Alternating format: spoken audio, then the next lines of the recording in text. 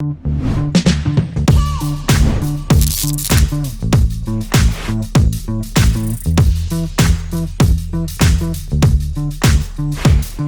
guys, how's it going?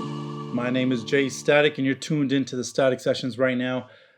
Right now what we're going to be doing is mastering a song. So this is a song that I had received from Fateh and I was mastering it at that point. And usually I'm not much of a guy who masters without mixing, just because I've grown up mixing, or not really grown up, but I've been doing mixing for so long that I usually do mixing and mastering together, because I feel like I know where my mixes go and I know I can master them the same way. I know some people find that as like a bias or something, where you have your own bias towards your masters. I just feel like, yeah, I do. I know where my masters are going to go, and that's where I want them to go, that direction. So I mix accordingly. When I get 2 tracks from people, and we're not on the same, like we haven't worked a lot together, it's kind of hard to master for that person, because they might be expecting a lot more from me as a mastering guy, and I'm not really a mastering engineer, but I do know my basics and I get to where I need to get to with those. So simple enough. With mastering, what are you trying to accomplish?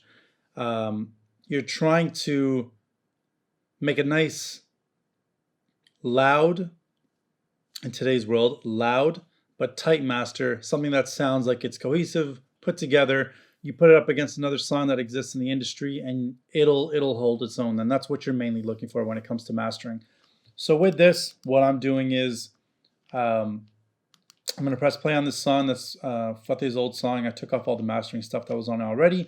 We're going to start from scratch and we're going to see how this master builds. So take a listen.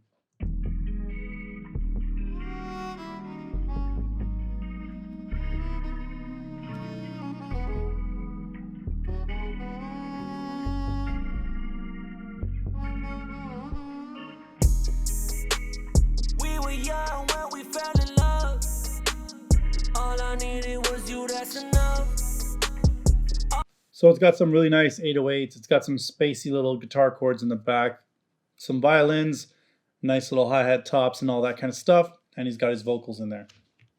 And Fateh's already a really good mixing engineer. He doesn't even know it, but he's really good at what he does, especially making vocals and stuff sound the way they need to. He's really good at that.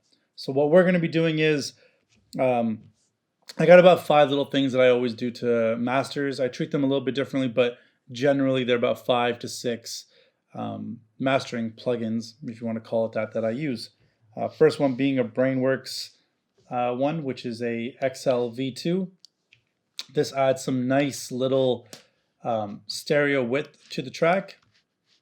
So let's see what this sounds like with the Brainworks XL V2.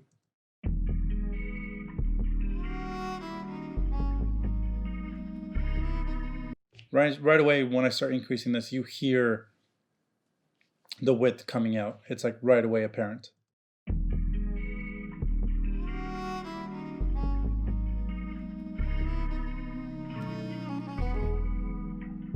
And honestly, that is all I use from that Brainworks plugin. And I already know it sounds beautiful. Even when it drops, I know it's going to sound nice. We were young when we fell in love. It sounds proper. So now, going to go into some FabFilter Q2. I love this plugin. I think it's one of the best EQs out there. Take a listen. So I do a hard 96 cut, and people can say what they want, but for me it works. At 20 hertz, and I do a hard cut at 20 kilohertz. It's 20,000 hertz. And the reason I do that is I want these songs to sound nice and tight within that range. And I think extra information, if it's not needed, why put it in there? Unless you're doing it on purpose, then that's up to you, but I don't think we need that. I'm going to open up another EQ. Well, I keep dropping these on the actual track. But I'm going to open up another EQ, and for this FabFilter EQ, what we're going to do is turn it into a mid-side EQ. And what we're trying to achieve here is we're trying to give that low end, because it's mainly sitting in the middle, we're trying to give that low end its space in that mono kind of realm. So I'm going to double click. I think I'm going to change the slope to about 30 or 24. Right now we'll stick to 30. change the stereo placement so that it's getting rid of stuff on the sides, not getting rid of the actual frequencies for the low end. And we'll press play around here.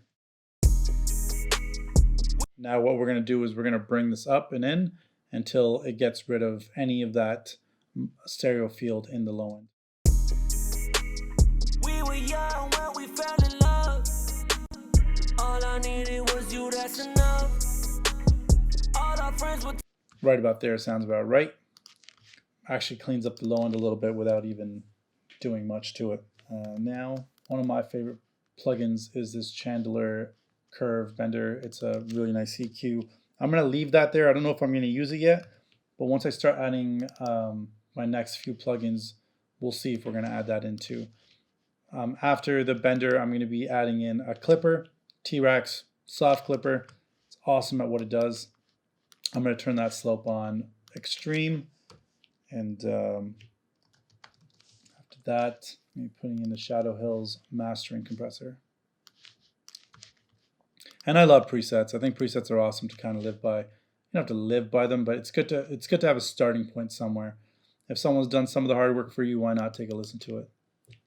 And so in the South Asian community, these are the main thing people want is the loudness. They love the loudness no matter what. So I'm going to turn off the Shadow Hills compressor.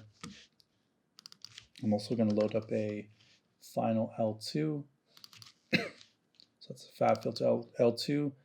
And I'm going to do some metering. So I use the Brainworks metering because it just serves me right.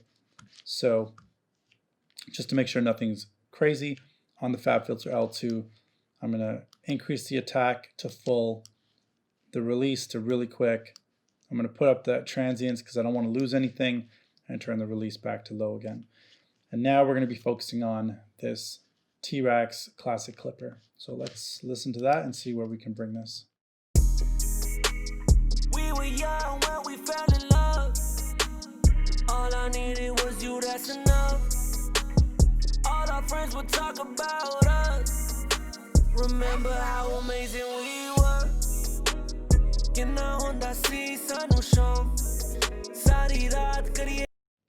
That to me sounds really nice where it's at right now. And honestly, the highs in that track are awesome.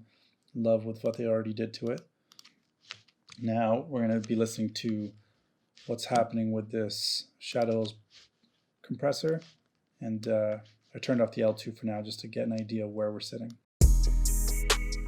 We were young when we fell in love. All I needed was you, that's enough. All our friends would talk about us. Remember how amazing we were.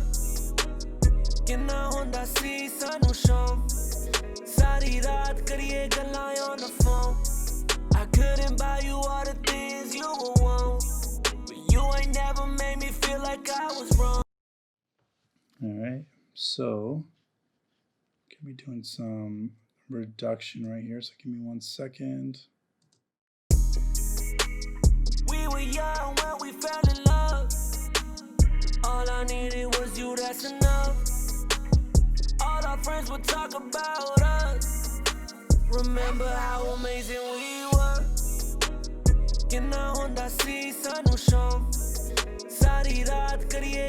On the phone. I couldn't buy you all the things you would want, but you ain't never made me feel like I was wrong.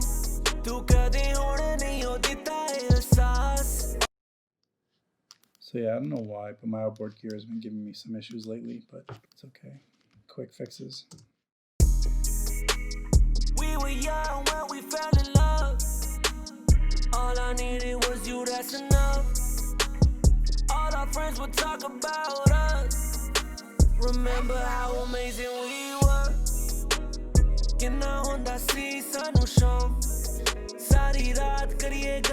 On the phone. I couldn't buy you all the things you would want, but you ain't never made me feel like I was wrong. तू कदे होने नहीं हो देता एहसास, okay time विच मेरा देता तू साथ, यही तेरी गल्ला मैनू भुल दिया ना, आइयों आज आई बिलो आज मैनू याद तेरी आई, आज मैनू याद तेरी आई,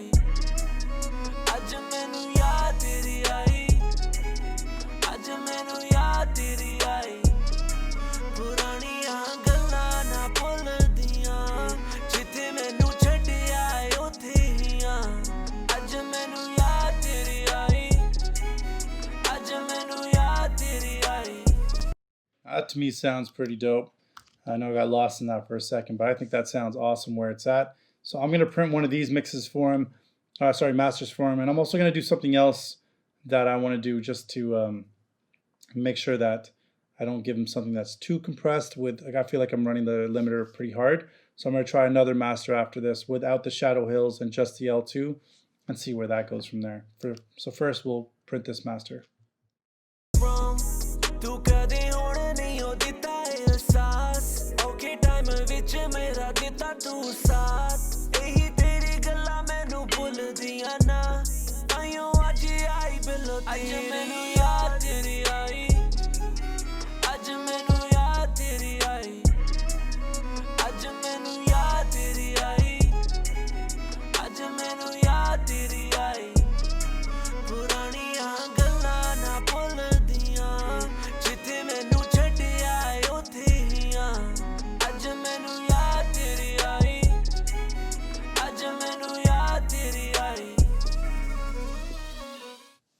So that was the master that we did for Fateh right now, and definitely I'll send it over to him, see what he thinks of this master. I'm going to do one more just to, be on the safe side.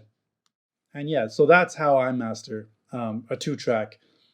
If I could, I would love to have the stems, and there's multiple ways of getting the stems. You can get your group stems, you can get the entire layers, do the mixing and mastering. When it comes to mastering itself off a 2-track, you get kind of limited because as you're trying to control something, say as the low end, I'd have to go into the 2-track, put in like a multi-band compressor and try to control that low end. Whereas if I have even group stems, I can still go into the low end and decrease the low end a little bit. And I think that's a great thing to have because I'm sure the really great mastering engineers can make it seem like they had the stems even with a 2-track. Me, for that example, I'm not like that. So what I would suggest is either do some group stem mastering or try to get all the layers and do a full mix master. Beyond that, if you feel like your mastering is still not at the point where you want it to be, honestly, look into online mastering. Online mastering is an awesome way. I think it's an awesome tool. Take your mix, throw it in there, see how it holds up, see what it sounds like afterwards, and then use that as a tool of reference. See if you can beat that master. See if you can get better than that master. Use the tools even I've given you. See if you can match and get it to a certain point where it sounds nice and full and everything's great. I think that's a really good benchmark to have. That's the end of this episode. How to master a song, basics. Basics on my end because I'm not a mastering engineer. I'm a mix engineer, but I can master, and I usually do master my own mixes. So with that being said, I hope you guys learned everything you need to know about mastering. And if you did, please like, subscribe. If you have any suggestions or any comments, please comment below and let me know what you think of the videos. Plus hit that bell for future notifications for future videos. Until that time, see you guys soon.